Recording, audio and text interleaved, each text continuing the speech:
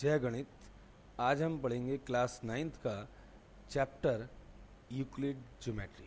ठीक, introduction to Euclid geometry 5th chapter है ये आपका। सारा का सारा चैप्टर थ्योरेटिकल है, तो मैंने इसके नोट्स बना लिए हैं जो आपको एक एक सवाल, एग्जाम्पल, सब चीज़ समझानी है। इसको आप पॉज करना, नोट करना, उस हिसाब से करना। अभी पहले समझें कि जो इंट्रोडक्शन है हमारा यूक्लिड ज्योमेट्री का, सबसे पहले ज्योमेट्री वर्ड की, ये ग्रीक वर्ड है आपका।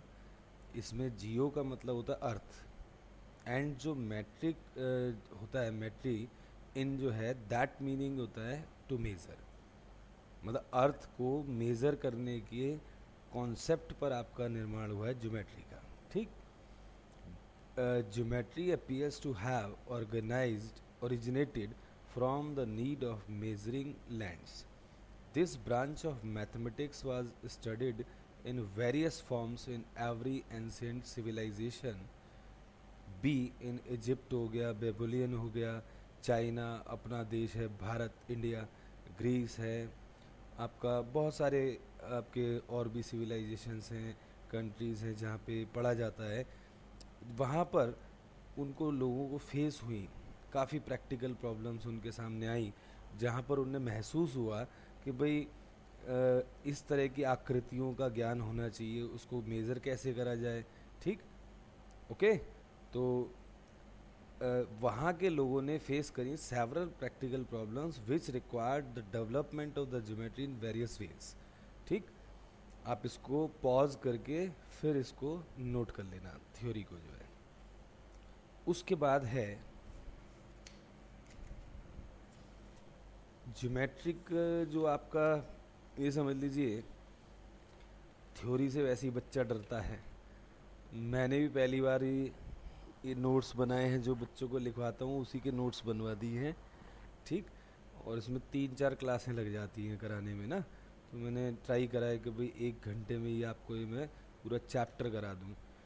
तो ग्रीक मैथमेटिशियन जो हैं, जैसे ग्रीक मैथमेटिशियन थेल्स रहा, उसको जाता है क्रेडिट जो है जिसने फर्स्ट नोन प्रूफ दिया था। ठीक, थोड़ी सी हिस्ट्री भी इसकी पढ़नी ज़रूरी है, क्योंकि भाई आप अभी इस प्रेजेंट क्लास में, इन फ्यूचर आपको पता होना चाहिए।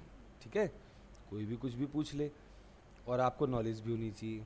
तो this proof was of the statement that is circle is a bisected.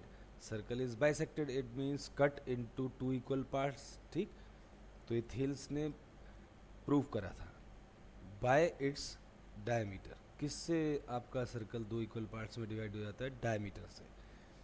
One of the Thales most famous people था उसका पैथागोरस, जो कि हम पहले से जानते हैं छोटी सी क्लासों से। पैथागोरस हर बच्चे को पता होगा। तो पैथागोरस जो है वो थेल्स जो मैथमेटिशियन था उसका शिष्य रहा है। ठीक, मीन्स उसका भाई स्टूडेंट रहा।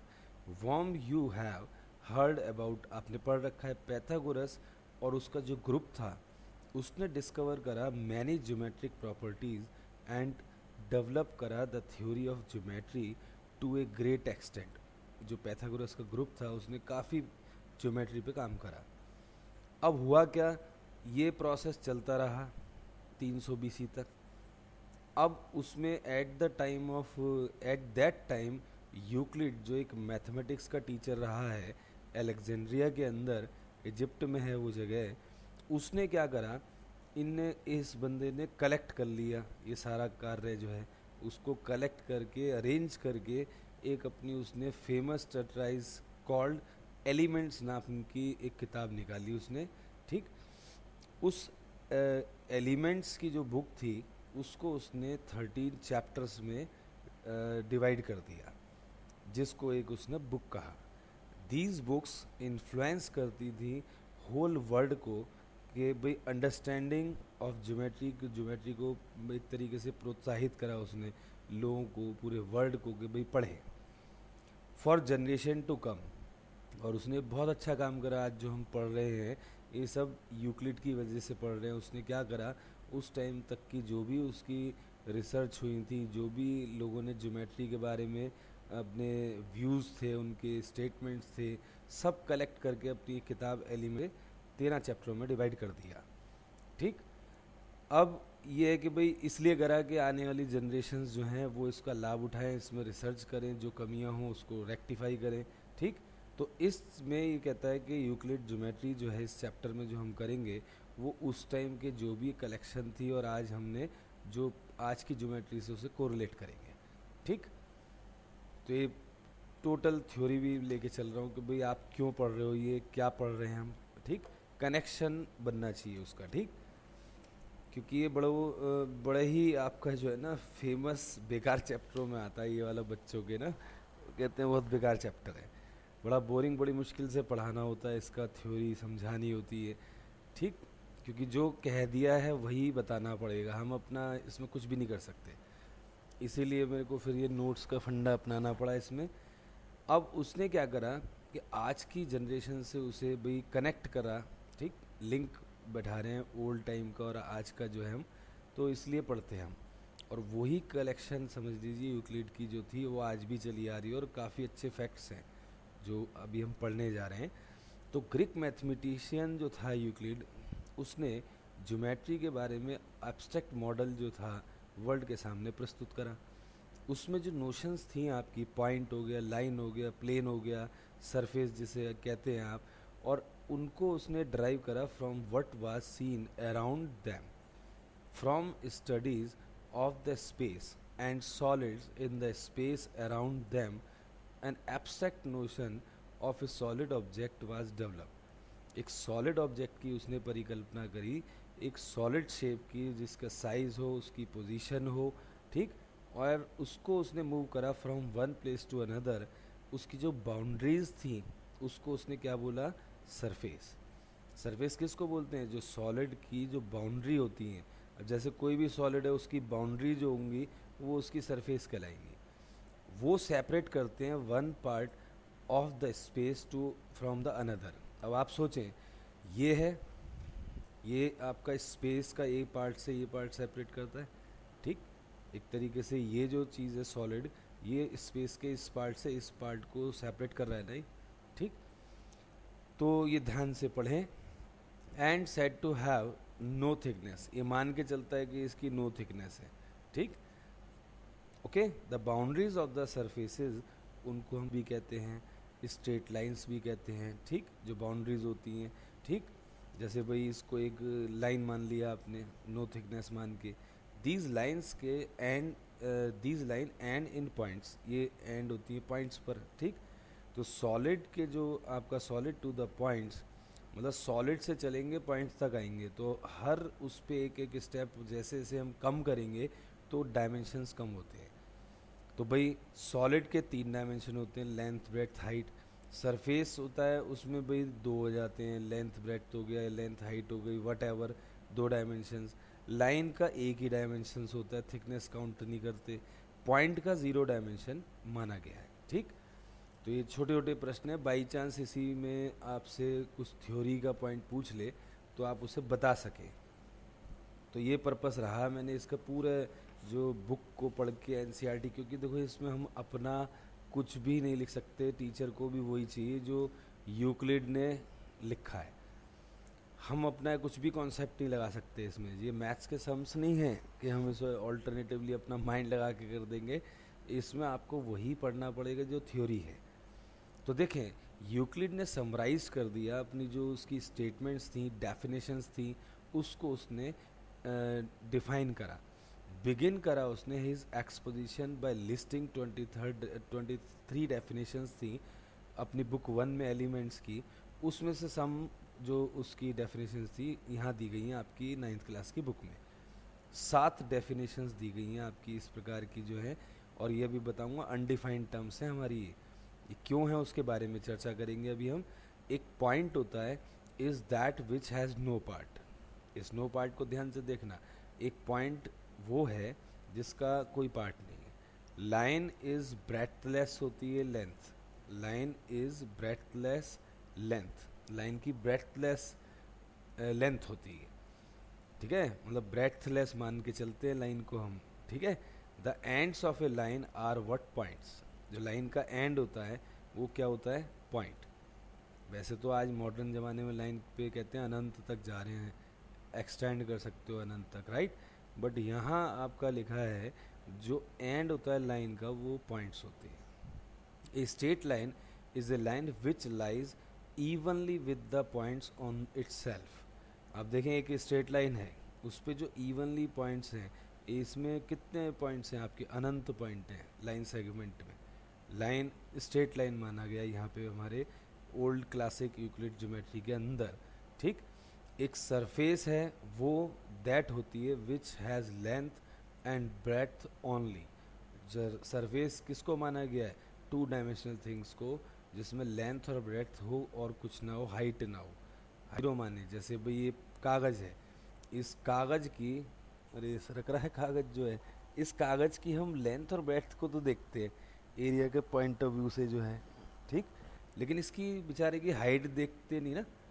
लेकिन देखा जाए तो इसका जब हम कागज़ लाते हैं तो उस पर लिखा होता है भाई कितने mm की इसकी थिकनेस है, राइट। लेकिन हम इसकी थिकनेस को मानते नहीं हैं।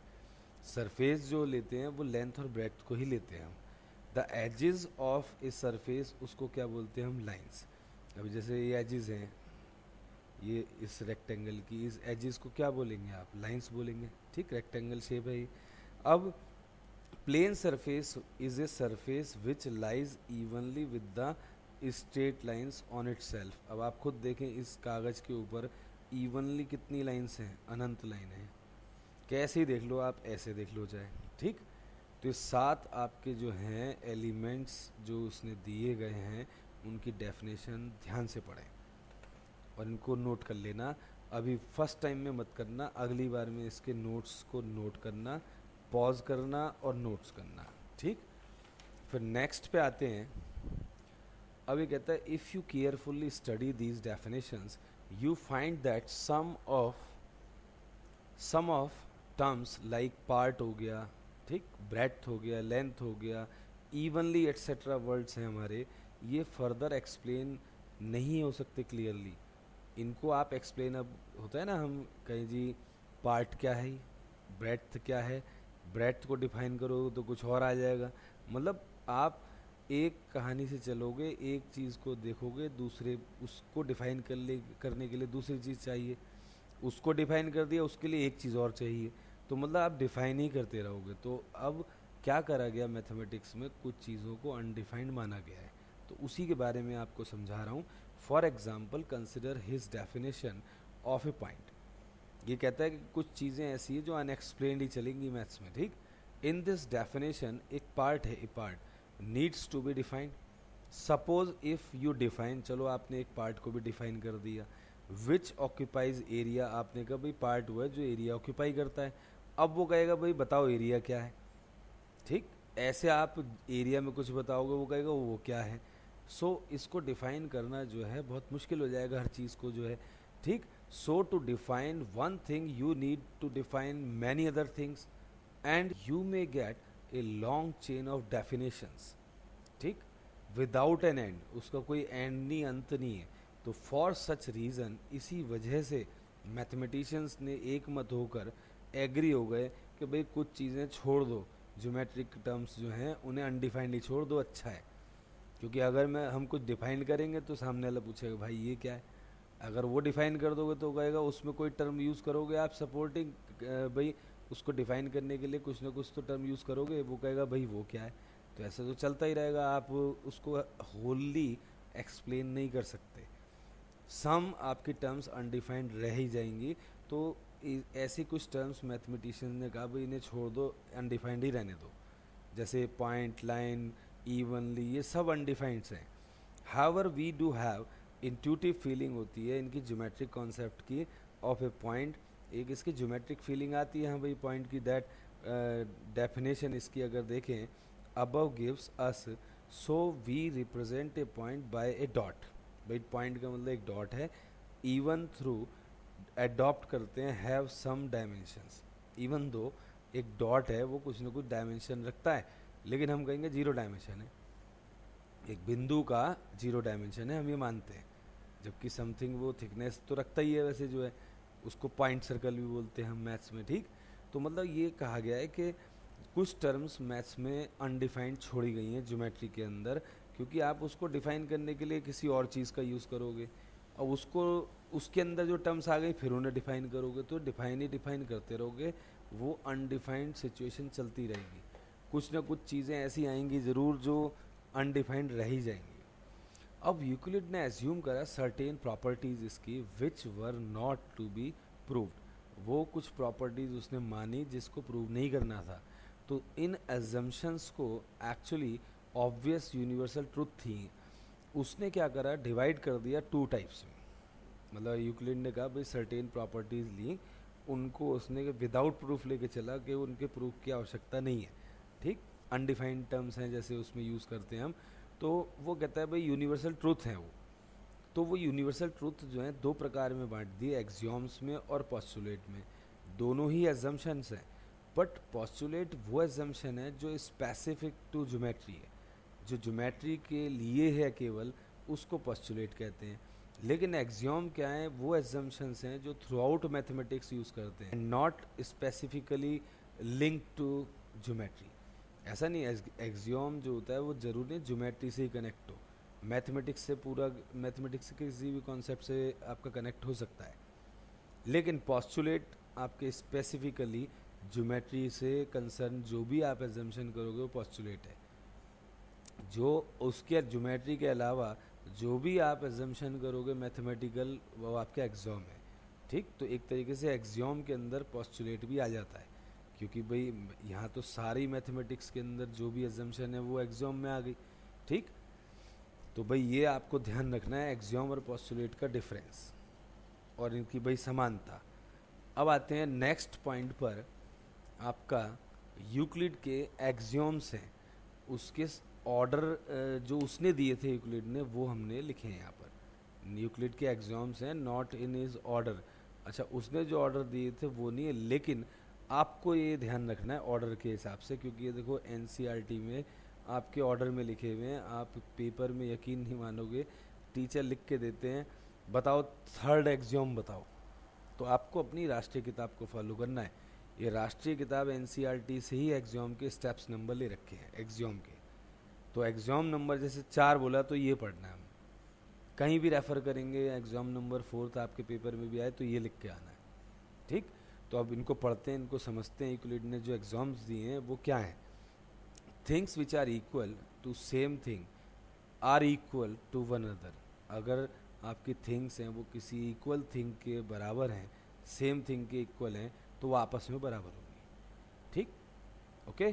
जैसे भाई आप कहते हो भाई ए बराबर है बी के, ए और बी सी के बराबर है सपोज, तो वो कहते हैं ए और बी सी के बराबर हैं तो आपस में भी बराबर होंगे। जैसे ए और बी सी के बराबर हैं, इक्वल थिंग्स हैं, आपकी किसी सेम थिंग मतलब सी के बराबर हैं, ए भी सी बी भी सी, ठीक। तो दे आर व्हाट इक्वल, ठीक। ए बराबर सी बी बराबर सी इम्प्लाइज ए बराबर बी। तो भाई थिंग्स विच आर इक्वल वह सेम थिंग के क्या होंगे इक्वल। या ऐसे पढ़ लो कि ए और बी बराबर है, और ए अगर बी सी के बराबर है तो बी भी किसके बराबर होगा, सी के। तो if two equals are added, to equals जैसे इक्वेशन में होता है कि भाई इक्वल थिंग को दोनों तरफ ऐड करो तो हिसाब बराबर रहता है, ये वही चीज़ है कि if equals are added to equals the wholes are equal, तो कंप्लीट भी बराबर होगा। जब इक्वल्स हैं उनको ऐड कर दोगे तब भी वो होल जो उसके होल्स होंगे वो भी बराबर होंगे, ठीक। इफ़ टू इक्वल्स सब्ट्रैक्ट करते हो from equals the remainder are equal. अगर आप सब्ट्रैक्ट करते हो तो क्या होगा, जो रिमेनिंग पार्ट्स होंगे वो भी क्या होंगे, इक्वल होंगे। थिंग्स विच कोइंसाइड करेंगी विद वन अनदर, आपकी आर क्या होंगी, वो हमेशा इक्वल होंगी। जब भी जो दो चीज़ें कोइंसाइड कर जाएंगी एक दूसरे के ऊपर बिल्कुल एग्जैक्टली, तो वो एक दूसरे के क्या होंगी, बराबर। And the fifth axiom is the whole is greater than the part. जो होल थिंग होगी दैट इज ग्रेटर होगी किससे, पार्ट से। उसके एक पार्ट से तो होल बड़ा ही होगा ना। अब जैसे ये है, ये पार्ट है इसका मार्कर का, ये आप देखें जो होल है वो बड़ा होगा आपके इस पार्ट से, ठीक। तो थिंग्स विच आर डबल होंगी of the same things are equal to one another. अगर आपकी थिंग्स को डबल कर दिया जाए सेम थिंग्स के, तो वो आपस में क्या होंगी, बराबर होंगी, ठीक, अगर मान लो a बराबर b है, आप 2 टाइम्स a करते हो, उधर 2 टाइम्स b करते हो, तो क्या हो जाएगा, ये थ्योरी बन जाएगी नहीं, double of the same thing है, इक्वल एक दूसरे के होंगे। ठीक, थिंग्स विच आर हाफ्स कर दें ऑफ द सेम थिंग, अगर कोई दो चीज़ आधा कर दें किसी सेम थिंग के, तो वो आधे पार्ट भी क्या होंगे, आपस में बराबर होंगे। तो things are equal to one another. ठीक, तो भाई ये लॉजिकल हैं, वैसे ऐसा लग नहीं रहा कि हम मैथ्स पढ़ रहे हैं, ये अंग्रेजी का चैप्टर सा लग रहा है, बट थ्योरी है, उसका सम्मान करें, पढ़ें, और पेपर में भाई यही लिख के आना है। अब यूक्लिड के 5 पोस्टुलेट से नंबर के हिसाब से ध्यान रखना है आपने। अब पहला पोस्टुलेट कहता है कि स्ट्रेट लाइन में भी ड्रॉन कर सकते हैं आप from any one point to another point.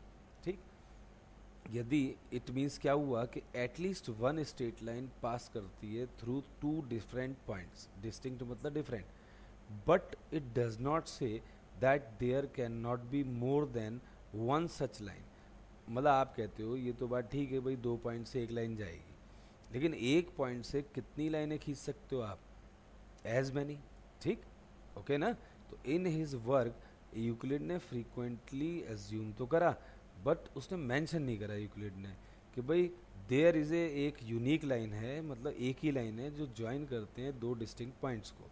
ठीक, अब वो कहता है we state this result in the form of an axiom as this. 5.1 axiom है आपका बुक के आधार पे, 2 डिफरेंट पॉइंट हैं, डिस्टिंक्ट मतलब देयर इज ए यूनिक ही लाइन होगी, उनको पास थ्रू होगी, 2 पॉइंट्स को जोड़ एक ही यूनिक लाइन होगी। ठीक, मतलब आपको ये ध्यान रखना है कि एनी वन पॉइंट से तो आपकी कितनी भी लाइनें खींच सकते हो आप। ठीक, लेकिन अगर 2 पॉइंट आ गए तो उनको पास थ्रू होने वाली एक ही लाइन होगी, यूनिक मतलब। अब पोस्टुलेट 2 है, एक टर्मिनेटेड लाइन है, मतलब लाइन सेगमेंट जिसको कहें, उसको इंडेफिनेटली आगे पीछे बढ़ा सकते हो आप, दोनों साइड इंडेफिनेटली उसके एंड्स बढ़ाए जा सकते हैं। ठीक, सेकंड पोस्टुलेट। अच्छा, पोस्टुलेट 3 है, ये पोस्टुलेट लिख लेना, पॉज करके नोट कर लेना। ठीक, बिल्कुल एग्जैक्टली ऐसे ही करना आपने। थर्ड पोस्टुलेट कहता है सर्कल जो होता है can be drawn with any centre and any radius. आप सर्कल बना सकते हो, किसी को भी सेंटर मान लो, कितना ही रेडियस ले लो, सर्कल बना दो। ठीक, all right angles are equal to one another. ठीक, ये भी आपको याद रखना है। चौथा पोस्टुलेट क्या है कि जितने भी राइट एंगल हैं वो अपने आप के क्या हैं, बराबर हैं। पांचवा सबसे गड़बड़ वाला पोस्टुलेट है, सबसे इंपॉर्टेंट है ये वाला, पेपर में ये जरूर आता है इसके बारे में। ठीक, इफ़ एक स्ट्रेट लाइन है फॉलोइंग कर रही है आपकी ऑन एक line falling on 2 straight line, 2 straight line पे एक लाइन फॉल कर रही है, मेक करती है इंटीरियर एंगल्स जो on the same side of it taken together less than 2 right angle है, देन स्ट्रेट लाइंस आपकी जो होंगी इनडेफिनेटली उनको कहीं ना कहीं वो जाके आपकी जो है वो मीट जरूर करेंगी, और इनको इनडेफिनेटली बढ़ाएं तो they will meet on that side which the sum of the angles is less than 2 right angle. मतलब ये आपकी 2 लाइनें हैं सपोज। ठीक, अगर ये पैरेलल हैं तो ये इंटीरियर एंगल सम की प्रॉपर्टी हो गई, को इंटीरियर, ये 180 होगा इनका सम क्या होगा, अगर पैरेलल हैं तो ये इन दोनों का सम 180 होगा। अगर ये 180 नहीं हुआ तो ये 2 लाइनें पैरेलल नहीं हो सकती हैं आपकी, और पैरेलल नहीं है तो इनडेफिनेटली इनको कहीं ना कहीं बढ़ाओगे तो ये दोनों आपस में कहीं ना कहीं कटेंगी, और अगर पैरेलल हुई तो नेवर मीट। ओके, तो अगर ये आपका 90 नहीं हुआ, सपोज ये टेढ़ी मेढ़ी लाइन है, ठीक, ये लाइन आ रही है, ये 90, ये इन दोनों का सम 180 हो ही नहीं सकता। ठीक, इनका दोनों का सम 90 नहीं है, इसका 1 और 2 का सम यहाँ पर 90 नहीं है। ठीक, सॉरी 90 कह रहा हूँ, 180, ये इन दोनों का सम क्या नहीं है, 180 नहीं है। अगर इन दोनों का सम 180 मतलब सप्लीमेंट नहीं है तो ये अनंत तक इसको इंडेफिनेटली बढ़ाओ, ये कहीं ना कहीं इसको क्या कर जाएगी, मीट कर जाएगी, क्योंकि पैरेलल नहीं है ना लाइन। और अगर ये आपका इन दोनों का सम 180 है, आप इसको इंडेफिनेटली बढ़ा दो दोनों लाइनों को, ये कभी मीट नहीं करेंगे क्योंकि ये पैरेलल लाइंस होंगी। ओके, तो इस कॉन्सेप्ट को दोबारा पढ़ें कि यदि स्ट्रेट लाइन आपकी जो है फॉलिंग ऑन 2 स्ट्रेट लाइन है और मेक करती है इंटीरियर एंगल सेम साइड के एक साथ लें उनका सम मतलब, तो वो टू राइट एंगल मतलब 180 डिग्री से अगर लेस है तो वो मीट कर जाएगा। इंडेफिनेटली मिला के देखो ये रहा, और अगर ये 180 हो गया तो क्या हो जाएगा, पैरेलल। आपको मैंने पहले ही समझा दिया, इसके बारे में बहुत ध्यान से फिफ्थ पोस्टुलेट ही आता है मेनली पेपर में, इसके बारे में चर्चा की जाती है कि भाई इसको आप आसान भाषा में लिखो, समझाओ। अभी आएंगे क्वेश्चन इसके जो हैं। अब क्या हुआ, यूक्लिड के बाद उसकी जो स्टेटेड हिज पोस्टुलेट थे एंड एक्सियोम थे, he use them to prove other result भी उनने करे। यूजिंग दिस रिजल्ट उसने प्रूव करे बंदे ने, यूक्लिड ने करीबन आपके 465 प्रोपोजिशन बनाई उसने। ठीक, प्रोपोजिशन क्या होती हैं या थ्योरम्स क्या होती हैं, वो स्टेटमेंट जिनको हमने प्रूव करा इन एक्सियोम से। एक्सियोम तो हम भाई अनडिफाइंड टर्म्स लेके चलते हैं, कुछ जो हमारी एजम्पशन है, but on behalf of that some statement उसने ली और उन्हें प्रूव करा। उनको क्या बोला उसने, प्रोपोजिशन बोला है, थ्योरम। हमें थ्योरम ज़्यादा अच्छा समझ में आता है, राइट। स्टेटमेंट जो आपकी एक्सियोमेटिक बेस पे हमने प्रूव करी, पोस्टुलेट के एक्सियोम्स के बेस पे जो करी, वो हमारी प्रोपोजिशन या फिर थ्योरम्स कहलाती है। अब यूक्लिड डिड्यूस करी 465 मतलब 465 proposition in a logical chain, और ऐसी उसने प्रूव करी कि चेन थी पूरी, कि आपने एक को भी डिसप्रूव कर दिया तो आगे तक के उसके जितने कनेक्टेड प्रूफ्स हैं उसके सारे बेकार हो जाएंगे। ठीक, लेकिन ये भाई हो नहीं सकता। उनने क्या करा, इतना दिमाग लगा के 465 465 लॉजिकल प्रोपोजिशंस स्टेटमेंट्स को उसने थ्योरम के रूप में दिया, और चेन बनती गई उसमें एक्सियोम्स की, जो है पोस्टुलेट्स की, डेफिनेशंस की, क्योंकि एक चीज़ डिफाइन करी उससे अगली चीज़, उससे अगली चीज़। अब एक भी बीच में गड़बड़ हो गई, गलत साबित हो गई, सारी चेन बेकार हो जाएगी। ठीक, तो वो मतलब इस तरीके से उसने कार्य करा। If in the next few chapters हम जो ज्योमेट्री के पढ़ेंगे वो आपके कैसे होंगे, आपके वो उन्हीं एक्सियोम्स को हम एलोबरेट करेंगे, उनको प्रूव करेंगे थ्योरम्स के साथ। ठीक, आने वाले जो चैप्टर हैं ज्योमेट्री के, उनमें हम बहुत सारे एग्जाम्स और थ्योरम्स पढ़ेंगे, तो ये आप खुद देखना वो उन 465 में से ही हैं जो आप कुछ उसमें से पढ़ोगे। एक सिस्टम एक्सियोम्स का उसको क्या बोलते हैं, कंसिस्टेंट कब बोलेंगे, जब वो इम्पॉसिबल होगा to deduce from these axioms a statement जो उसे कॉन्ट्रडिक्ट कर जाए। कोई भी स्टेटमेंट इस एक्सियोम्स को आपको कॉन्ट्रडिक्ट अगर कर जाती है हमारी, तो वो एक तरीके से हमारा प्रूव हो जाएगा कि ये सब गलत है। तो वो एक्सियोम्स आपके कंसिस्टेंट कब हैं, कि ऐसा मतलब पॉसिबल ही नहीं है कि आप इसके जो चेन है हमारे एक्सियोम्स की, स्टेटमेंट्स की, उसको कॉन्ट्रडिक्ट करें एनी एक्सियोम से जो प्रीवियसली प्रूव्ड है। ठीक, so when any system of axioms is given, it is need to be ensured that the system is consistent। मतलब consistent के लिए हमारे जितने भी आपके proofs हैं axioms के, वो आपके ओके होने चाहिए। ठीक, मतलब कोई contradiction ना हो उसमें। ठीक, क्योंकि कॉन्ट्रडिक्शन होगी तो वो पूरे की पूरी बेकार हो जाएगी। वो हम उसको मतलब एक तरीके से ये कहना चाह रहा है कि कंसिस्टेंट हो, तो सारे एक्सियोम्स जो हैं इस प्रकार से हों कि impossible to deduce any deduction from that set of axioms जो हम प्रूव कर चुके हैं उसको डिस्क्वालीफाई करने वाला। अब आते हैं आपका एग्जाम्पल नंबर 1 है पेज 83 पर, A B and C are 3 points हैं एक लाइन पर। ठीक, एंड बी लाइज करता है बिटवीन ए एंड सी के, तो प्रूव करना A B plus B C A C के बराबर होगा। अब जो फोर्थ एक्सियोम है यूक्लिड का, वो कहता है things which coincide with one another are equal to one another. जो थिंग्स आपकी क्या होती हैं, कोइंसाइड करती हैं वन अनदर से, और एक दूसरे के क्या होती हैं, वो फिर बराबर। थिंग्स जो कोइंसाइड कर जाती हैं एक दूसरे पर, वो एक दूसरे के बराबर होती हैं। So it can be deduce that A C जो है आपका, ये ए और सी देखें ध्यान से, यहाँ ए से सी तक, ए सी कोइंसाइड करेगा किससे, A B plus B C से। ए बी और बी सी को जोड़ लो तो ए सी बन रहा है, नहीं बन रहा, तो A B plus B C coincide with what, A C. अब ये डेफिनेशन ओके कर गया। थिंग्स जो हैं वो कोइंसाइड कर जाती हैं अगर एक दूसरे पर, तो they are what, equal. Note that in this solution it has been assumed that there is a unique line। Passing through 2 points, ये मान के चल रहे हैं कि एक यूनिक लाइन लेके चल रहे हैं हम, ठीक। सो यूक्लिड का फोर्थ एक्सियोम ध्यान से समझ लें कि कोइंसाइड करेगी with one another are equal to one another. तो यहाँ तो क्लियर है कि ए बी और बी सी को जोड़ लें तो वो ए सी का, ठीक। तो देखिए फर्स्ट आपका प्रूफ हुआ यूक्लिड का, ये भी लिख के आना कौन से एक्सियोम से आपने इसका प्रूफ कराई है, ठीक।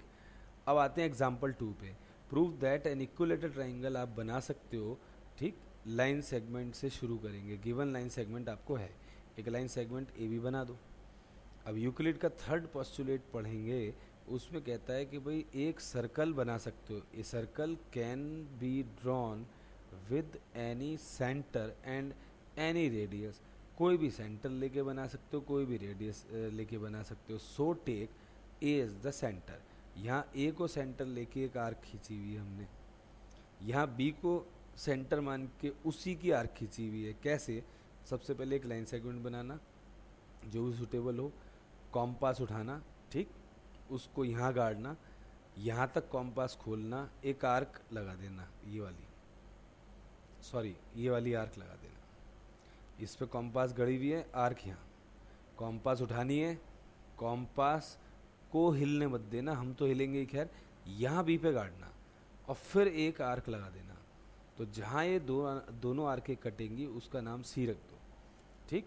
वही प्रोसीजर यहाँ शो कर रखा है कि भाई आपने सो टेक करा हमने A as the centre and A B as the radius. Similarly B को एक बार ए को सेंटर माना, एक बार बी को, पॉइंट सी आ गया। अब now draw line segment A C and B C to form what, A B C. आपने ए और सी को ज्वाइन करना है, बी और सी को ज्वाइन करना है, ख़त्म, ट्राइंगल बन गया। अब उसे प्रूव करते हैं ये इक्विलेटरल है। अब ए बी बराबर A C since they are radii. अच्छा, ए बी बराबर ए सी क्यों है? क्योंकि यहाँ कॉम्पास गाड़ी, यहाँ से यहाँ आर्क, रेडियस नहीं बना गई ये और ये, फिर यहाँ कॉम्पास गाड़ी तो ये और ये बराबर। अब इसमें ए बी आ गया कॉमन, तो ए बी बराबर ए सी बराबर बी सी। तो आपका इक्विलेटरल हो गया, नहीं हो गया? एक बार ए को आपने वो माना था सेंटर, उसको कांस्टेंट मतलब सेंटर मान के यहाँ तक की कॉम्पास खोल के आर्क मारी थी यहाँ पर जो है, फिर कॉम्पास यहाँ गाड़ के हिलने मत देना, फिर यहाँ से कॉम्पास की आर्क मारी थी, फिर सी मिलाया था, ये सी पॉइंट आया, इसको मिलाया, फिर इसको मिलाया, ठीक। तो देखा जाए तो इसको सेंटर माना हुआ है तो ये दो रेडियस, और इसको सेंटर माना हुआ है तो ये दो रेडियस, और ये ए बी है यहाँ भी और यहाँ भी, तो ए बी बराबर A C and A B बराबर B C, so that A B बराबर बी सी बराबर ए सी। और थ्योरी देखो कैसे करेंगे। ए बी बराबर बी सी आपका radius of the same circle है, ठीक। ए बी बी सी और ए सी बराबर इसलिए हो गई, यूक्लिड का एक्सियोम कहता है कि जब थिंग्स आपकी विच आर इक्वल हैं टू द सेम थिंग के बराबर अगर हैं तो they are what equal to one another. अब ए बी ए सी के बराबर है, ए बी बी सी के बराबर है, तो सेम थिंग हो गई ना। सेम थिंग कौन हो गई? A B. ये थिंग ए बी के बराबर, ये थिंग इसके ए बी के बराबर। कोई दो चीज़ें हैं ए सी और B C, same thing A B के बराबर हैं, तो अल्टीमेटली दे आर इक्वल और नॉट। यही हमारा यूक्लिड का एक्सियोम का कहना है। एंड दैट्स वाई ट्राइंगल क्या हो गया हमारा ये इक्विलेटरल। तो इसको फटाफट पॉज करना, नोट करना, समझ में आ गया ना। फिर नेक्स्ट थ्योरम 5.1 आपकी जो कहती है कि दो डिस्टिंक्ट पॉइंट्स हैं, डिस्टिंक्ट का मतलब different, can not have more than one point in common. दो डिस्टिंक्ट आपकी लाइन्स है, सॉरी, दो distinct lines can not have more than one point, मतलब दो लाइनें कटेंगी तो एक ही पॉइंट पे कटेंगी, दो पे नहीं कटेंगी। दो लाइनें नहीं होती हैं आपकी, कोई सी भी ले लो, कटेंगी तो या तो पैरेलल होंगी तो कटेंगी नहीं, कटेंगी तो एक पे कटेंगी। ऐसा नहीं होगा लाइन टेढ़ी हो मेढ़ी होकर यहाँ से वापस आके कट जाए, इससे एक ही बार कटेंगी। अब इसको प्रूव करने के लिए मान लेते हैं हम कि भाई ये सही कह रहा है भाई, मतलब मान लेते हैं दो पॉइंट पे काट रही है कि भाई दो पॉइंट्स एल एम आपकी दो लाइन से, need to prove that they have only one point in common. ये तो हमें प्रूव करना है। लेट दो पॉइंट्स ले लिए जो इंटरसेक्ट कर रहे हैं आपके पॉइंट्स पी एंड क्यू को, बट दिस अजम्पशन आपकी गलत है। कारण कि भाई with the axioms that only one line can pass through two distinct points. हमने पढ़ा था अभी एक्सियोम के अंदर कि एक ही लाइन होगी जो आपकी पास करेगी, can pass through two distinct या डिफरेंट पॉइंट से। दो डिस्टिंक्ट पॉइंट से एक ही लाइन पास होगी, अभी हमने पढ़ा, तो हमारी एग्जाम्पशन गलत हो गई। ठीक, ये भाई आपकी दो लाइनें आपकी जो हैं आपकी एक से अधिक पॉइंट पे मतलब 2 पॉइंट पे कट जाएंगी, इट इज़ इम्पॉसिबल हो जाएगा। ठीक, क्योंकि हमने अभी पढ़ा कि अगर 2 पॉइंट हैं, ठीक, तो ये एक ही लाइन होगी, जबकि आप कहते हो जी 2 लाइनें 2 बार कट रही हैं, हमने माना ऐसा, तो वो तो इम्पॉसिबल हो जाएगा हमारा। ठीक, सवाल को ध्यान से दोबारा से देखें। 2 लाइन्स मान ली एल और M needs to be prove करनी है, they have only 1 point in common, और let the 2 lines intersect in 2 different points P and Q, but this assumption clash करती है with the axiom that only 1 line can pass through 2 distinct points. तो ये करती है ना कि 2 distinct point से एक ही लाइन जा सकती है, तो ये कैसे हो सकता है कि 2 लाइनें आपकी 2 बार कट जाएं? ठीक, 2 लाइनें 2 बार कट कैसे सकती हैं फिर? तो ये हमारी एग्जाम्पशन इसलिए रॉन्ग हो गई, और रॉन्ग हो गई तो भाई इसीलिए होगा कि 2 डिफरेंट और डिस्टिंक्ट लाइन्स होंगी, वो can not have more than 1 point in common, एक पॉइंट ही कॉमन हो सकता है उनके अंदर, 2 डिफरेंट लाइनों के अंदर जो है। ठीक, अच्छा नेक्स्ट पे आते हैं, which of the following statements जो हैं ट्रू कौन है और फॉल्स कौन है, और वो ट्रू और फॉल्स के बारे में रीजनिंग देनी है कि भाई क्यों ये सही है क्यों ये गलत है। अब ये कहता है only 1 line can pass through a single point, एक पॉइंट से तो अनंत लाइनें खींच सकते हो आप, एक पॉइंट है इससे तो अनंत लाइनें खींची जा सकती हैं आपकी। ठीक, concurrency of lines, family of lines भी बोलते हैं इसको हम, तो ये तो गलत है। तो false, because from a point we can draw infinite number of lines. अच्छा, there are infinite number of lines which pass through 2 distinct points. कैसा होता है कि आपकी infinite number of lines pass कर सकती हैं 2 डिस्टिंक्ट पॉइंट से। ठीक, भाई ये पोस्टुलेट क्या है हमारा जो है, फॉल्स है ना। हमने अभी पढ़ा था कि 2 पॉइंट से तो एक ही लाइन जा सकती है उनके पास थ्रू जो होगी इन पॉइंट से।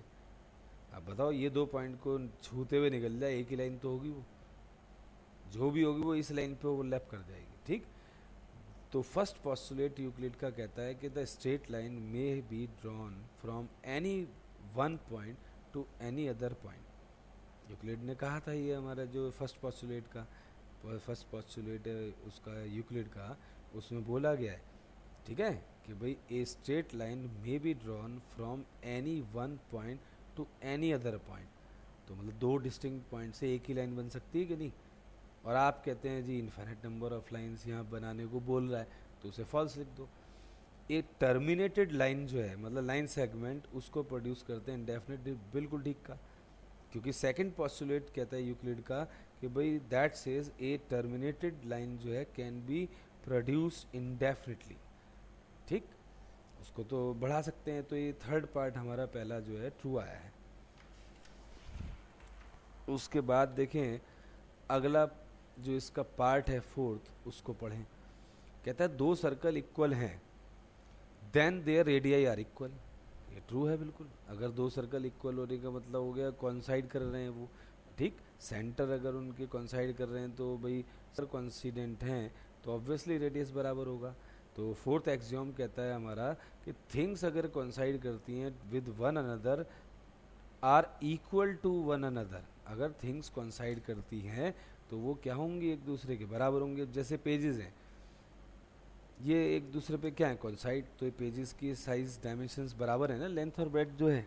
ठीक, ओके बिल्कुल जो है।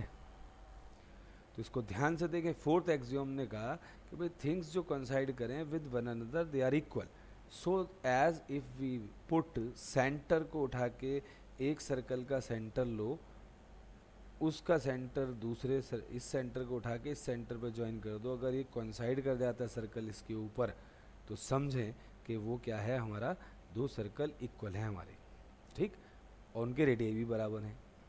ठीक है, कॉन्साइड अगर कर जाते हैं तो so as if we put centre of circles on a point then circle should coincide with one another as both circles are equal also their radius are also कॉन्साइड।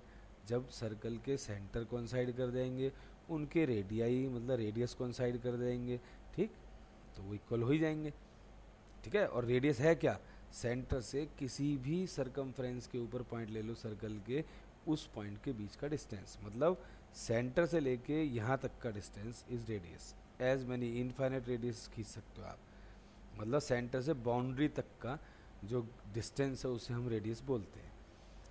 अब ये फिगर दे रखी है, यहाँ ए बी लिखे हुए हैं, यहाँ P Q है, ये आपका एक्स वाई है। ए बी जो है वो पी क्यू के बराबर है और पी क्यू एक्स वाई के बराबर है, तो भाई ये तो ट्रू है हमारा। और प्रूफ करना है राम का भाई श्याम, श्याम का घनश्याम, तो राम का घनश्याम। ट्रू, क्योंकि फर्स्ट एक्सियोम कहता है कि अगर थिंग्स बराबर हैं, इक्वल टू सेम थिंग है, दैट मीन्स आपका ये इक्वल होंगे। अब थिंग कौन है यहाँ पर, this is the same thing, A B P Q के बराबर, एक्स वाई भी पी क्यू के बराबर, मतलब ये इसके बराबर, ये इसके बराबर, तो ये यूक्लिड का फर्स्ट एक्सियोम नहीं बन गया कि टू इक्वल थिंग्स किसी एक थिंग के बराबर हैं। तो दे मतलब दो थिंग अगर किसी एक थिंग के बराबर हैं, ठीक, तो they are what, equal. Same thing के तो वो इक्वल होंगी ईच अदर के, ठीक। तो भाई ये ट्रू हो गया हमारा। अच्छा, अब आते हैं सेकंड क्वेश्चन पर, पॉज करके नोट कर लेना। सेकंड क्वेश्चन कहता है give definition for each of the following terms, are there other terms that need to be defined first, what are they and how might you define them, ठीक। इनको define करना है, मतलब कुछ ज्योमेट्रिकल टर्म्स हैं उनकी डेफिनेशन पूछी गई है, ठीक। पेपर के पॉइंट ऑफ व्यू से ये आती हैं डेफिनेशन सब, इसीलिए मैंने नोट्स बनाए गए, आप इसको समझें और फिर पॉज करके और इसको नोट कर लें, और पेपर से एक दिन पहले ज़रूर देख लें इस लेक्चर को, और भाई एक पिक्चर की तरह हाँ भाई देख लिया, समझ में आ जाएगा, पेपर में आप लिखाओगे। पैरेलल लाइंस जो हैं, line which do not have any common point, बिल्कुल सही भाई, पैरेलल लाइंस में कोई कॉमन पॉइंट होता ही नहीं, तभी तो वो आप सोचें कॉमन पॉइंट नहीं है तो दोनों लाइनें इनडेफिनेटली तक बढ़ा दो, कभी मीट नहीं करेंगी, ठीक। और अगर वैसा होगा तो वो दो लाइनें कट जाएंगी एक कॉमन पॉइंट पे, अगर इंटरसेक्टिंग लाइन होंगी तो, पैरेलल नहीं होंगी तो पैरेलल लाइंस वो हैं जो आपकी do not have any common point, common point है तो इंटरसेक्टिंग। परपेंडिकुलर लाइंस क्या हैं, जो वो दो लाइनें आपस में एक दूसरे पे राइट एंगल बनाएं, सबसे आसान। लाइन सेगमेंट एक भाई लाइन का एक पार्ट है, लाइन हैविंग उसके दो एंड हैं, लाइन तो अनंत है। अगर मैं लाइन सेगमेंट की बात करूँगा तो एक लाइन एक ऐसा सेगमेंट है जिसके एंड पॉइंट हैं, दो एंड पॉइंट हैं इसके, मतलब ये ए मान लो, ए बी मान लो, लाइन तो अनंत है, ठीक। तो आई होप ये समझ में आ गया, एंड पॉइंट ए और बी मान ली, उसको लाइन सेगमेंट को ऊपर है ना लाइन खींच दो तो लाइन सेगमेंट पढ़ो उसे, या बी, ये लिख दो बात एक, ए से बी या बी से। रेडियस ऑफ सर्कल क्या होता है, रेडियस ऑफ सर्कल आपका सेंटर से लेके और कोई भी पॉइंट जो सरकमफ्रेंस पर है उसका डिस्टेंस होता है। तो भाई radius of a circle is the distance between centre point and any point on the circle, that means circle की सरकमफ्रेंस पर देखें, उसकी बाउंड्री पर देखें सर्कल की, कोई भी पॉइंट सेंटर से ज्वाइन कर दो वो रेडियस है। ये रेडियस की डेफिनेशन हो गई। स्क्वायर क्या होता है, स्क्वायर एक क्या है, क्वाड्रिलेटरल है जिसके चारों एंगल आपके 90 डिग्री के हैं राइट एंगल के, एंड ऑल साइड्स भी बराबर हैं आपकी, उसको हम बोलते हैं भाई स्क्वायर है वो, ठीक। अब इसमें इस क्वेश्चन में नंबर 2 में उसने अनडिफाइंड के बारे में और चीज़ पूछी है उनने, ठीक। तो भाई उसको ध्यान से पढ़ें, लिखा लास्ट में कि भाई व्हाट आर दे, अब वो कहता है नीड टू बी डिफाइंड करना चाहिए फर्स्ट, जो है मैं पूरा पढ़ दूँ, give definition for each of the following terms, are there other terms that need to be defined first. तो भाई हम ये कहेंगे there are very undefined terms हैं, अगर उसको अनडिफाइंड करने पहुंच गए तो पता लगा हम वही करते रहेंगे, कभी ख़त्म होगा नहीं, वो ख़त्म होने वाला नहीं है कभी, क्योंकि आप एक चीज़ डिफाइन करोगे उसमें जो टर्म आई फिर उसको डिफाइन करो, तो ऐसे तो करते ही रहोगे। So yes there are various undefined terms हैं, बट आपका their definition again gives certain further terms देगा विच शुड बी डिफाइंड, आपको करनी पड़ेंगी फर्स्ट, और वो डिफाइन करते करते ऐसे तो प्रोसेस चलता ही रहेगा। तो thus in a process to define any term we has to leave the certain terms undefined। अब किन्हीं को डिफाइन करने के चक्कर में कुछ टर्मों को हमें अनडिफाइंड मान के ही चलना पड़ता है, ये कहना चाह रहा है। अब आते हैं थर्ड क्वेश्चन पे। थर्ड क्वेश्चन कहता है दो पोस्टुलेट दे रखे हैं आपको ये और ये, ठीक। गिवन एनी टू डिस्टिंक्ट मतलब different point A B, there is exist a third point on C which is in between A and B. ये कहता है देयर एग्जिस्ट एटलीस्ट 3 पॉइंट्स होंगे that are not on the same line. तो दोनों postulate देखते हैं कि भाई इनका मीनिंग क्या है। मतलब एक यहाँ कहना चाहता है देयर एग्जिस्ट एटलीस्ट 3 पॉइंट्स ऐसे होंगे जो कि आपके नॉट हों सेम लाइन के ऊपर, ठीक। तो करते हैं इसका भी, देखें given two postulate contain any undefined terms हैं तो उनके बारे में चर्चा करें। And do they follow from Euclid postulate, उसको एक्सप्लेन करना है। तो दो सारांश ये इस सवाल का कि आपको दो पोस्टुलेट दे रखे हैं, उन पोस्टुलेट्स के अंदर आपकी कुछ अनडिफाइंड टर्म्स हैं, ठीक, और वो उसके बारे में बताना है क्या ये कंसिस्टेंट हैं, ठीक, और पोस्टुलेट की चर्चा करनी है। अब कहता है यस दीज पोस्टुलेट आपके कंटेन करते हैं वेरियस अनडिफाइंड टर्म्स। कौन कौन सी? डिस्टिंक्ट पॉइंट्स बोल दिया, सेम लाइन बोल दिया, ये सब क्या है टर्म्स? अनडिफाइंड, ठीक। अब also these postulate are consistent, इसके जो पोस्टुलेट हैं जो हमें दिए हैं कंसिस्टेंट हैं। अब इसमें दो डील करते हैं सिचुएशन में। पोस्टुलेट फर्स्ट कहता है there must exist a point C lying on the line in between 2 points A and B. मतलब उसने बोला था कि एक पॉइंट इन दो के बीच में आपका एग्जिस्ट कर सकता है, तो भाई ठीक है। अब सेकंड पोस्टुलेट वी में consider a point C between 2 points आपका A and B such that C उस पर लाई नहीं कर रहा। अब ये तो एक सिचुएशन ये है कि भाई ए और बी के बीच में ले लिया आपने कहीं भी सी जो है, ठीक। 3 पॉइंट ऐसे भी तो हो सकते हैं, ए और बी अलग है और सी कहीं और ले लिया आपने, ठीक। मतलब ये कि आपने इस पोस्टुलेट में ले लिया सेकंड के अंदर कि भाई there exist at least 3 points that are not on the same line. तो भाई आपके ये तीनों हो सकता है एक पे हो और तीनों हो सकता है ना हो। तो सेकंड पोस्टुलेट भाई कहता है कॉलिनियर जरूरी नहीं होंगे, इन दोनों के बीच में होगा पॉइंट, बट मे और मे नॉट कॉलिनियर हैं। So we may consider point C between 2 points such that C not lying on the line through AB। इस पे देखो लाइन नहीं कर रहा ना इस सिचुएशन में, और इसमें कर रहा है। These postulate do not follow, आपके यूक्लिड के पोस्टुलेट को बिल्कुल फॉलो नहीं कर रही है, ठीक।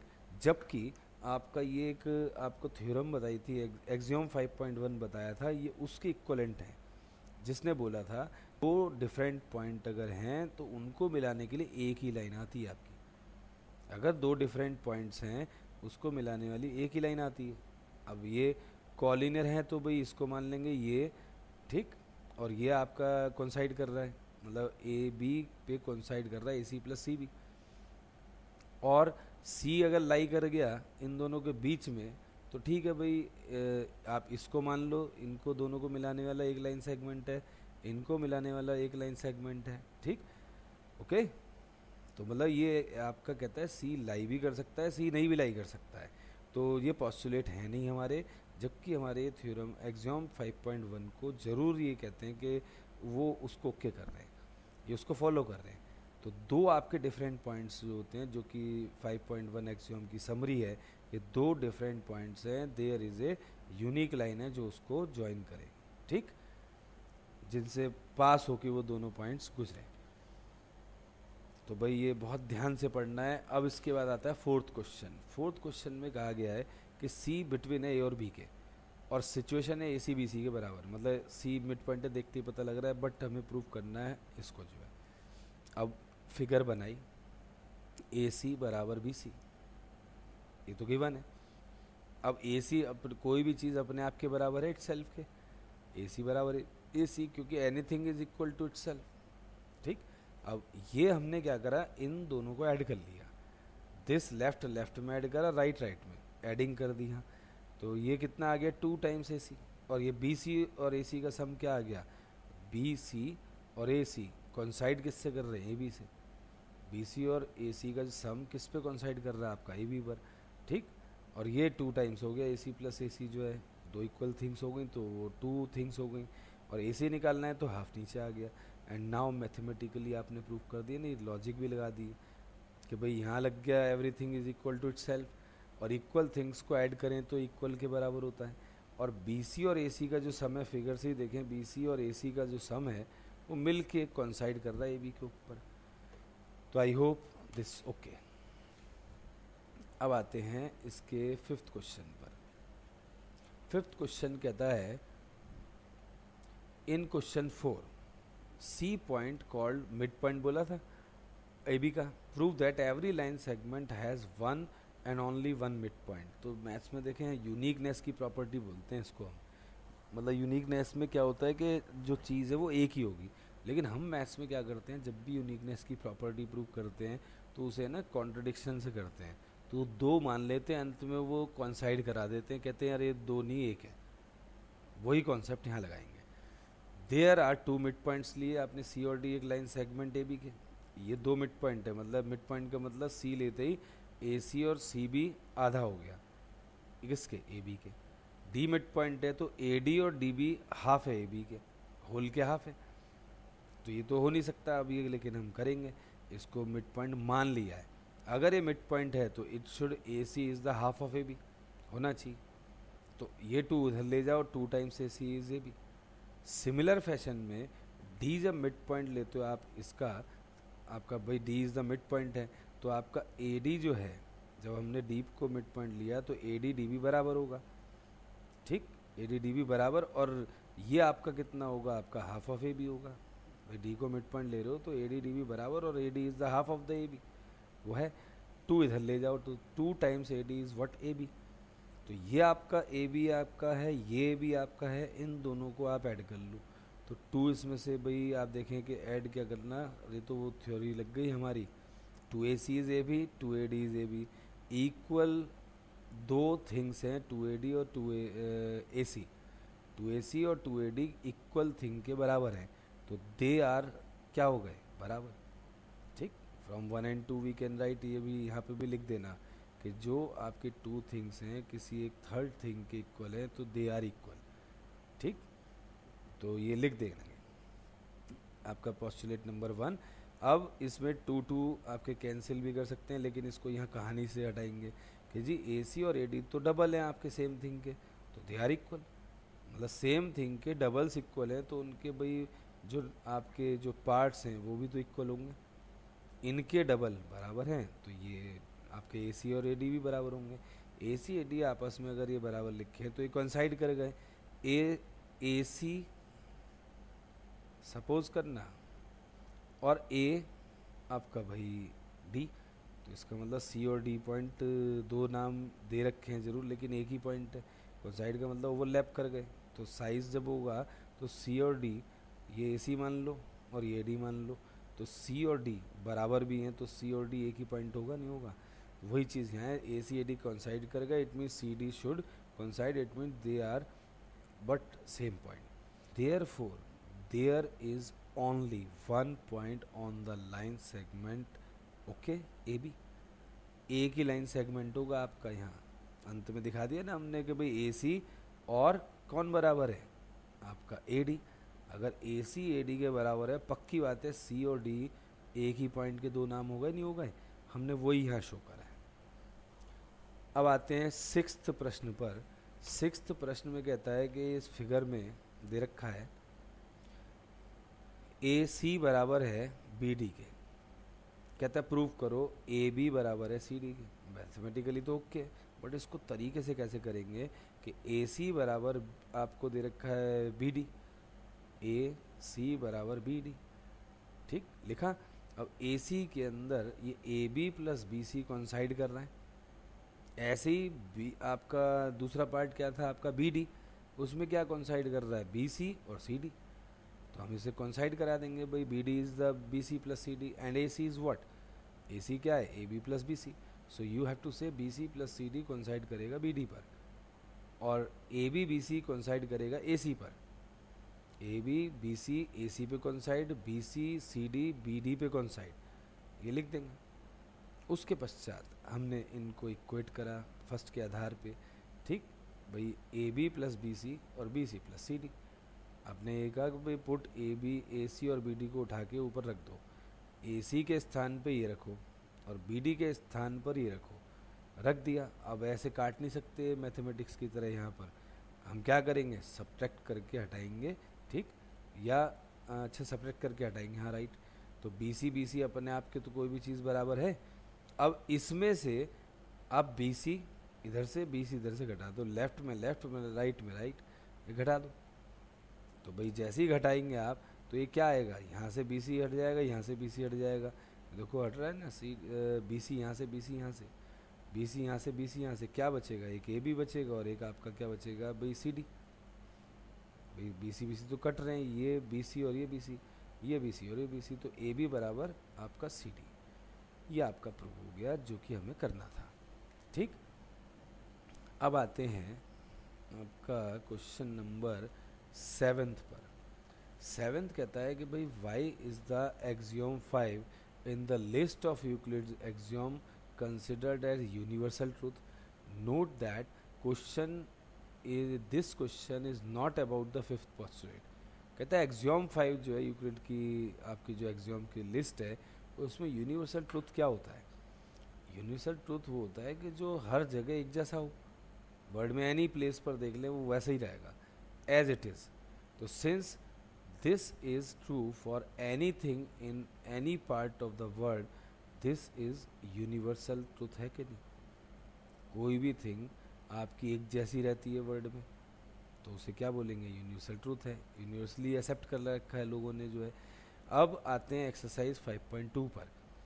फिर इसने कहता है how would you rewrite fifth postulate. मैंने आपको बताया था फिफ्थ पॉस्टुलेट सबसे इम्पॉर्टेंट है, so that it would be easier to understand. मतलब पाँचवें पॉस्टुलेट को सिंपल भाषा में लिखना है, ठीक। अभी पाँचवा पोस्टुलेट हमने करा था, मैं उसी पे अटैक कर रहा था, बहुत इंपॉर्टेंट है वो हमारा, ठीक। उसको आसान भाषा में, और वैसे मैंने वहाँ भी समझा दिया था ये सब। For every line L M है आपके, एल लाइन है आपकी, और and every line L, and for every point P है। नॉट जो लाई कर रहा है एल के ऊपर, तो वो कहता है देयर एग्जिस्ट ए यूनिक आपकी लाइन एम है ये, जो पास करेगी किससे, आपकी पी से, ठीक। और वो पैरेलल होगी किसके, एल के। मतलब एक लाइन है आपकी, सपोज एक पॉइंट है, और ये कहता है कि एक ही लाइन ऐसी आएगी जो इससे पास होगी और वो इसके क्या होगी, आपकी पैरेलल टू एल होगी। ये एल है हमारी और ये, ठीक। अगर आपकी देखें एक पॉइंट आपने लिया यहाँ पर, every point P not lying on L, ये कहीं भी ले लो पी, तो वहाँ इस पी पॉइंट से तो अनंत लाइनें ड्रॉ कर सकते हो आप, लेकिन उन अनंत में से एक ही लाइन ऐसी होगी जो इस एल की क्या होगी, पैरेलल। ओके, सही है ना। मतलब एक लाइन के एक पॉइंट, इस पॉइंट से कितनी लाइनें खींच सकते हो आप, अनंत, लेकिन एक लाइन ऐसी खींचेगी इस पॉइंट के माध्यम से, वो लाइन इसके पैरेलल हो जाएगी। ये इसके बारे में चर्चा। या फिर टू डिस्टिंक्ट और डिफरेंट इंटरसेक्टिंग लाइन्स हैं, वो कैन नॉट बी पैरेलल। जो डिस्टिंक्ट या डिफरेंट लाइन्स होंगी कैन नॉट बी पैरेलल हैं जब parallel to the same line. मतलब टू डिफरेंट इंटरसेक्टिंग लाइन्स अगर आपकी हो गई, अगर लाइनें कट गई तो पैरेलल की बात ही खत्म हो गई ना, ठीक। वो यही कहना चाह रहा है। और वैसे मैंने आपको सिंप्लीफाइड मैनर में बता ही रखा है, फिफ्थ पोस्टुलेट का जो फंडा है वो इसी पर टिका है कि भाई इंटरसेक्टिंग लाइंस कब होंगी, जब वो उनके इंटीरियर जो को इंटीरियर का सम होगा ना, आपका सप्लीमेंट नहीं बैठेगा, 180 से कम होगा, ठीक। मतलब 180 नहीं होगा वो, उसी चीज़ की चर्चा यहाँ फिर आती है। Does Euclid fifth postulate imply करता है existence of parallel lines, explain. Yes करता है। मैंने आपको बताया पैरेलल लाइंस जब भी बनेंगी जब आपका उसका को इंटीरियर जो सेम साइड का होगा उसका सम डॉट 180 या सप्लीमेंट होगा। उसी के द्वारा देखें fifth postulate of Euclid geometry, two lines will intersect on the side of the term of the transversal. भाई यूक्लिड ज्योमेट्री के अंदर दो लाइनें इंटरसेक्ट करेंगी ऑन द साइड ऑफ आपका transversal, same side of transversal. ये सेम साइड और लिख लो यहाँ, where sum of angles is what, less than 180। तो आप ये देखें, दोबारा पढ़ लें, इंटरसेक्ट करना है तो भाई लेस देन 180 करो, और डॉट 180 हो गया तो पैरेलल हो गई line. It means if sum of interior angles does not आपका fall less than 180 in any side, तो then the two lines does not intersect. अच्छा, ये कहता है, दोबारा पढ़ते हैं, means if sum of interior angles does not fall less than. अच्छा, 180 से कम नहीं हुआ अगर दो लाइनों का इंटीरियर का, अब जैसे ये है, इन दोनों का सम आप करके देख लेना, वो 180 से कम आएगा। तो ये 180 से कम आ की बात है, इसको प्रोड्यूस करोगे कहीं ना कहीं ये मीट कर जाएगी आगे, ठीक, ओके। सो आप फाइनली कह सकते हैं पैरेलल लाइंस जब भी एग्जिस्ट करेंगी आपकी, आई डबल एफ की फुल फॉर्म क्या है, मैथ्स का वर्ड है ये, इफ एंड ओनली इफ, मतलब ये होगा तो ही ये होगा, अदरवाइज बिल्कुल नहीं होगा, इसका मतलब ये है, ठीक। If and only if sum of interior angles on the same side of the transversal यदि 180 है, तभी पैरेलल लाइनों का कॉन्सेप्ट बनेगा, नहीं तो नहीं बनेगा। और अगर इन दोनों का सम 180 से कम हुआ तो वो लाइनें आपकी इन फ्यूचर, आप बढ़ाएं इन लाइनों को, कहीं ना कहीं ज़रूर कटेंगी, ओके। तो देखिए आज हमने सिमिलर ट्राइंगल जो था, सिमिलर ट्राइंगल कह रहा हूँ सॉरी, आज हमने यूक्लिड ज्योमेट्री वर्ड ही ऐसा है खतरनाक सा, तो भाई आज हमने यूक्लिड ज्योमेट्री जो था आपका एनसीईआरटी का पूरा फिनिश करा है। ये नोट्स आप पॉज करना, नोट करना, पॉज करना, नोट करना, उस हिसाब से इसको नोट कर लेना और ध्यान से एक एक बात को समझना इसमें जो लिखी और मैंने बोली है, क्योंकि देखिए थ्योरी है, इसमें जो आपकी बुक का ये मैटर है वही लिखना पड़ेगा। अब पोस्टुलेट का 5वां नंबर आपको लिखा आ गया, लिखो, तुम्हें ही नहीं पता होगा 5वां कौन सा है, तो कैसे, यहाँ नंबरिंग ध्यान रखनी है, एक्सियोम्स की नंबरिंग भी, पोस्टुलेट का नंबर भी, कौन से नंबर पे क्या है। सो थ्योरी है, इसे पेपर से एक दिन पहले ज़रूर पढ़ना, ओके। फिर करेंगे हम अगला कार्य जो है अगली बार, इसको आप बस थ्योरी है इसको ढंग से पढ़ें, समझें, ओके।